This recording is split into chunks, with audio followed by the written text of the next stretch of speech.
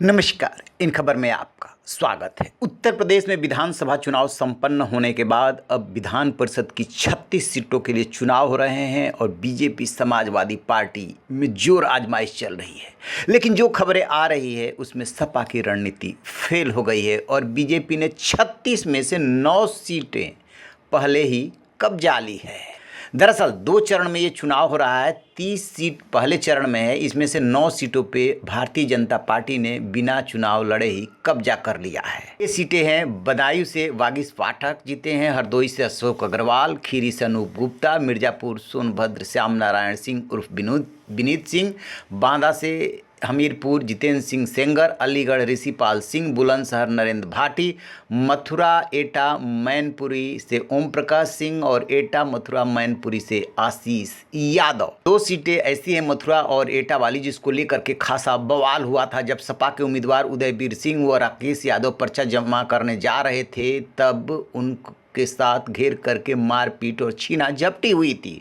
उन्होंने अपने नामांकन का एक सेट तो जमा कर दिया था लेकिन दूसरा सेट जमा नहीं कर पाए और वो सेट खारिज हो गया था। इसके अलावा बदायूं से सपा के उम्मीदवार सिनोद साक्य, हरदोई से राजीवुद्दीन, मिर्जापुर सोनभद्र से रमेश यादव व बांदा हमीरपुर से आनंद कुमार, बुलंदशहर गौतम बुद्ध नगर से सुनीता शर्मा ने अपना नामांकन वापस ले लिया था।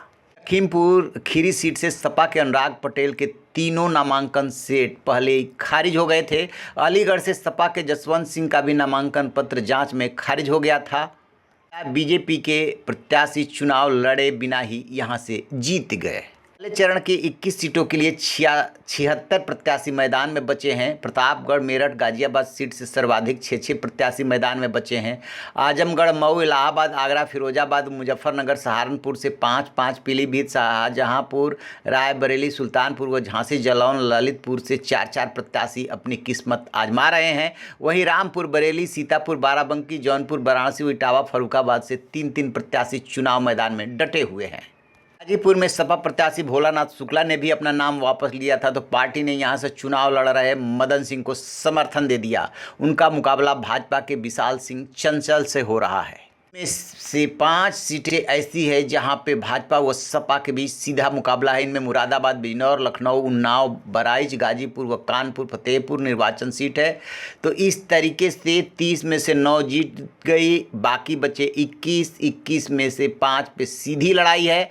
और इस दौरान हुआ क्या है कि जो मथुरा और एटा वाली सीट है उसमें तो झगड़ा होने और सपा प्रत्याशियों के रोके जाने के वीडियो वायरल हुए जिसमें दिख रहा है कि उनको रोका जा रहा है। लेकिन बाकी सीटों पे बीजेपी ने कुछ इस तरीके से मैनेज किया कि सपा प्रत्याशियों ने अपना नामांकन वापस ले लिया। लिहाजा समाजवादी पार्टी ने जो सोच समझकर रणनीति के तहत 19 यादवों को उतारा था कि इसमें बाहुबल की ज़रूरत होगी, वो रणनीति उसकी बहुत ज़्यादा कामयाब नहीं हुई।